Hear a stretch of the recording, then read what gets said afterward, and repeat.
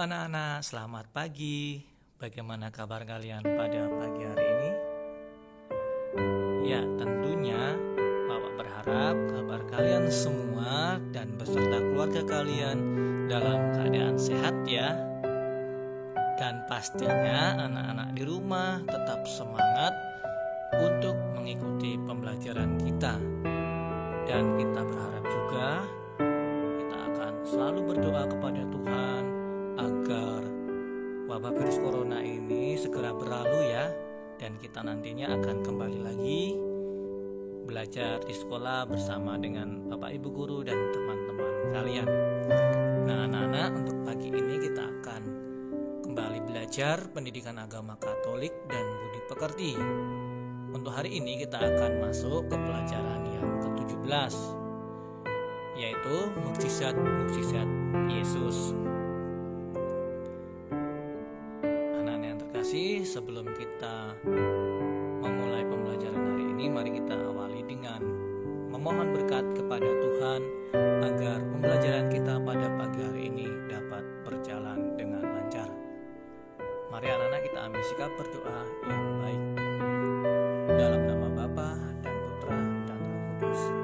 Amin. Allah Bapa yang Maha Baik, kami bersyukur boleh menjadi murid-murid Yesus. Yesus Putramu dengan belajar tentang mukjizat-mukjizat yang telah dibuat. Semoga mukjizat-mukjizat itu semakin menguatkan iman kami, sebab Engkaulah Tuhan dan pengantara kami. Amin. Santo Carolus Borromeus, doakanlah kami. Bunda Elizabeth, doakanlah kami. Maria Bintang Samudra, doakanlah kami. Amin. Dalam nama Bapa dan Putra.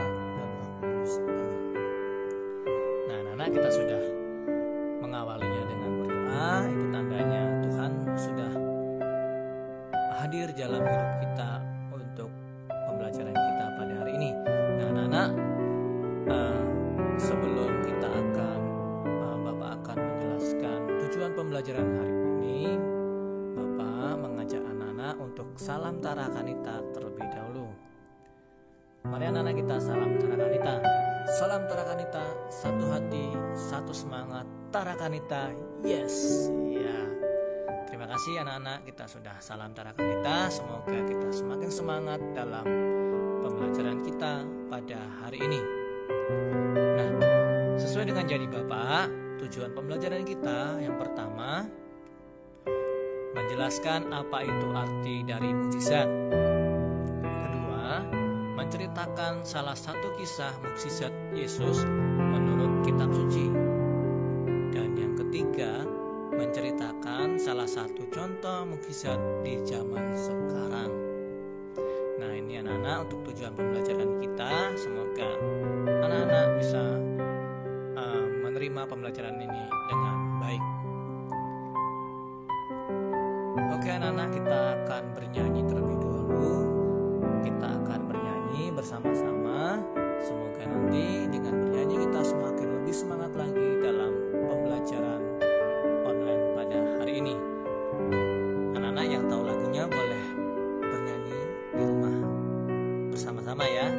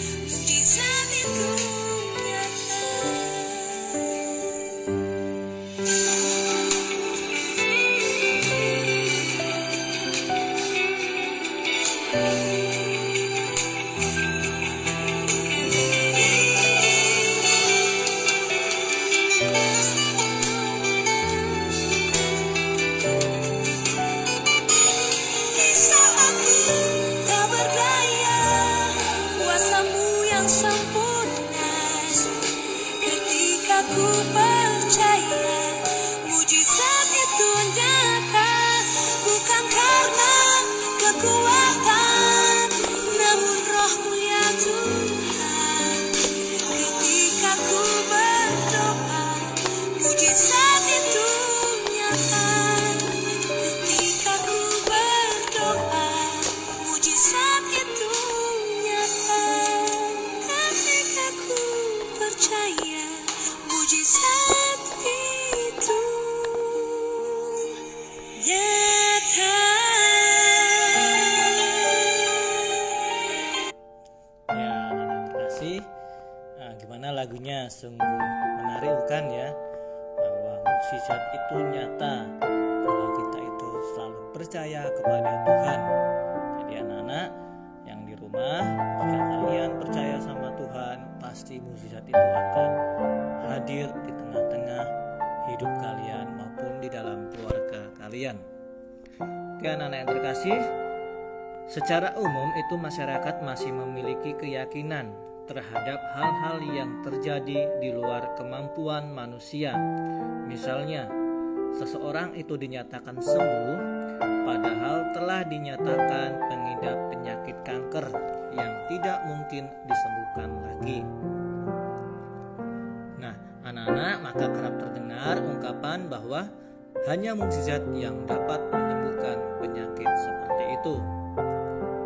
Nah, anak-anak, apa sih itu arti dari mukjizat? Ayo, siapa yang tahu? Ya, benar. Mukjizat itu diartikan sebagai atau dipahami sebagai peristiwa yang luar biasa yang terjadi di luar nalar serta kemampuan manusia. Kemudian mukjizat bisa diartikan lain, yaitu suatu tanda Allah itu bertindak. Kemudian mukjizat-mukjizat yang dibuat oleh Yesus itu sebagai bukti bahwa Allah itu mengasihi manusia. Nah, dengan kuasa dan kasih-Nya, Yesus itu menyembuhkan banyak orang dari berbagai macam penyakit. Kemudian bisa mengusir setan, bahkan menghidupkan orang yang sudah mati. Nah, mukjizat itu menjadi tanda bahwa Allah itu hadir untuk menyelamatkan manusia. Tentunya menyelamatkan manusia dari belenggu dosa yang telah diperbuat oleh manusia itu sendiri. Nah, mukjizat terjadi jika orang itu memiliki iman, karena iman menjadi syarat bagi terjadinya mukjizat itu.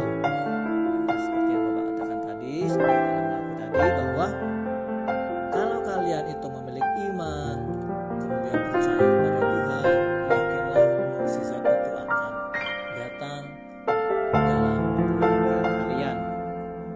Seperti yang nanti kita akan lihat video Yesus menyembuhkan orang yang sedang sakit ya. Kita akan lihat nanti videonya.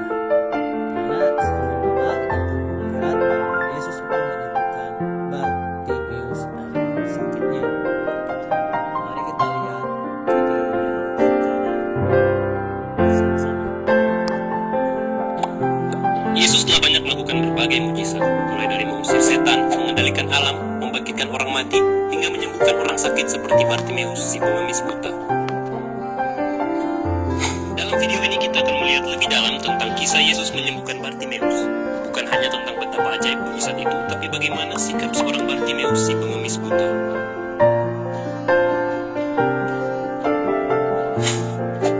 Kisah ini dimulai ketika Yesus dan murid-muridnya hendak meninggalkan kota Yeriko, dan banyak orang berbondong-bondong mengikuti mereka. Dan salah satu dari orang banyak itu adalah Bartimeus, si pengemis buta yang duduk di pinggir jalan. Ketika Bartimeus mendengar bahwa itu adalah Yesus orang Nazaret, mulailah ia berseru, "Yesus anak Daud, kasihanilah aku." Banyak orang menegurnya supaya diam. Namun semakin keras ia berseru, "Anak Daud, kasihanilah aku." Yesus pun akhirnya mendengar seruan Bartimeus dan memanggil Bartimeus untuk datang kepadanya. Dalam bagian awal ini, kita belajar untuk terus berseru kepada Tuhan walau dunia atau orang-orang sekeliling kita menyuruh kita untuk diam. Karena Yesus akan selalu mendengar seruan.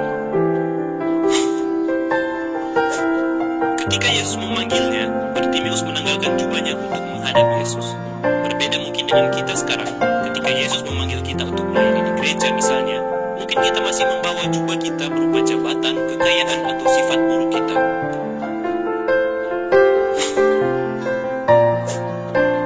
Kemudian Yesus bertanya kepada Bartimeus, "Apa yang kau kehendaki supaya aku perbuat bagimu?" Jawab Bartimeus, "Rabuni, supaya aku dapat melihat." Permintaan Bartimeus terlihat masuk akal, tapi kalau melihat statusnya sebagai pengemis buta yang dipinggirkan masyarakat, untuk melihat saja belum cukup. Seharusnya dia menggunakan kesempatan ini untuk meminta kekayaan, jabatan, bahkan kekuasaan agar tidak dianggap rendah lagi. Adakah dari kita yang tidak meminta secara berlebihan seperti Bartimeus?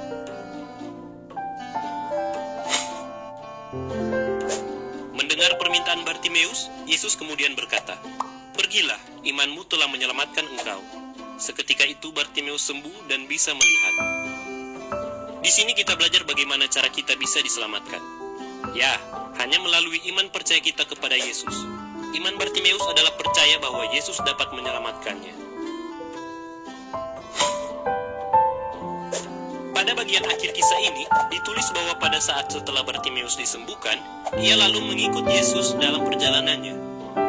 Ternyata Bartimeus adalah orang yang tahu berterima kasih. Bukannya pergi mencari pekerjaan yang lebih layak karena sudah bisa melihat, dia malah pergi mengikut Yesus.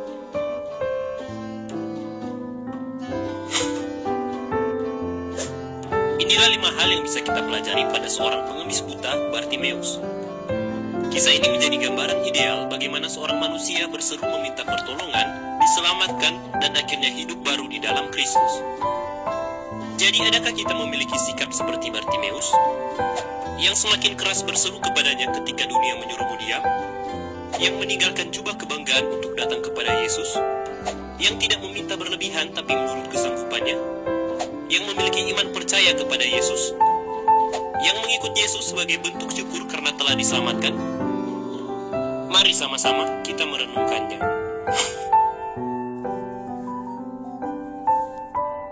Ya, anak-anak terkasih, terima kasih kalian sudah menonton video ini dengan baik. Semoga apa yang kalian dapatkan video ini sungguh bermanfaat untuk kalian. Terlebih, sungguh menarik tadi video tadi bahwa kita diajarkan salah satunya yaitu kita untuk selalu percaya kepada Tuhan, dan kita tidak menuntut kepada Tuhan untuk meminta ini itu, tapi kita percaya bahwa Tuhan itu akan selalu memberikan kita apa yang kita minta. Nah, anak-anak yang terkasih, untuk rangkuman pada hari ini, yang pertama, Yesus itu mempunyai perhatian yang khusus terhadap orang-orang yang terlantar, antara lain seperti yang tadi dikisahkan bahwa orang buta, kemudian khususnya Bartimeus, si orang buta dari Yeriko. Kemudian pada masa itu ada anggapan bahwa berbagai macam penyakit adalah kutukan Tuhan karena dosa para penderita itu atau dosa orang tua mereka. Nah, kemudian Yesus dengan tegas menunjukkan sikapnya yang menentang anggapan itu. Bahkan ia memberi perhatian khusus dan bergaul akrab dengan mereka. Yesus sangat peka terhadap orang-orang kecil seperti ini. Dia ingin tahu apa yang dikehendaki orang buta yang teriak itu. Nah, karena imannya, Bartimeus disembuhkan oleh Yesus. Iman Bartimeus itu terutama tampak dari tekadnya untuk memanggil Yesus. Dia sudah mengalami cacat dan penghinaan, namun dia percaya bahwa Tuhan dapat membebaskannya dari penderitaan. Nah, Yesus itu sendiri siapa? Yesus itu adalah Sang Juru Selamat. Ia yang mewartakan kabar gembira khusus untuk kaum kecil. Nah,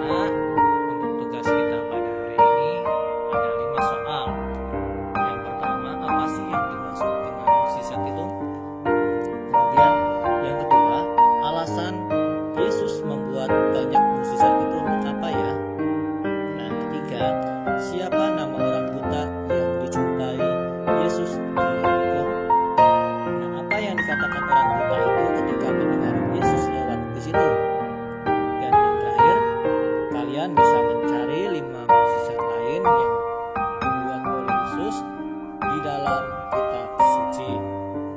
Nah, bagi anak-anak yang tidak memiliki kitab suci di rumah, kalian boleh lihat, cari di Google. Pastinya ada mukjizat yang dilakukan Yesus. Nah, ini untuk tugas dikumpulkan atau dikerjakan di buku tugas, kemudian diberi nama, nomor absen, dan kelas. Kemudian untuk pengumpulan tugasnya, Bapak beri waktu sampai hari Jumat 26 Februari 2021. Nah, untuk tugas, bagi anak-anak yang masih bingung, boleh kalian tanyakan langsung kepada Bapak ya. Melalui chat pribadi boleh, melalui telepon boleh ya. Mana yang belum jelas nanti akan Bapak usahakan akan Bapak jelaskan secara detail. Nah, untuk tugas sudah jelas. Nah, anak-anak yang terkasih, untuk mengakhiri pembelajaran kita pada hari ini, kita tutup dengan berdoa. Dalam nama Bapa dan Putra dan Roh Kudus. Amin. Allah yang Maha Baik, karena kasih-Mu Engkau telah memberikan banyak mukjizat bagi orang-orang yang dijauhi. Semoga dengan pembelajaran ini kami mampu untuk melaksanakan kehendak-Mu lewat perbuatan dan tindakan kami. Demi Kristus Tuhan kami. Amin. Santo Carolus Borromeus, doakanlah kami. Bunda Elizabeth, doakanlah kami. Maria Bintang Samudra, doakanlah kami. Amin. Dalam nama Bapa dan Putra dan Roh Kudus. Amin. Ya, anak-anak yang terkasih, cukup sampai di sini materi kita. Semoga apa yang sudah Bapak berikan ini sungguh-sungguh bermanfaat bagi kalian. Terlebih untuk iman kalian, agar kalian itu semakin mengimani Tuhan dan semakin percaya kepada Tuhan. Sekali lagi Bapak ucapkan terima kasih. Jangan lupa jaga kesehatan, taati protokol kesehatan dari pemerintah. Selamat pagi, Tuhan memberkati kita semua.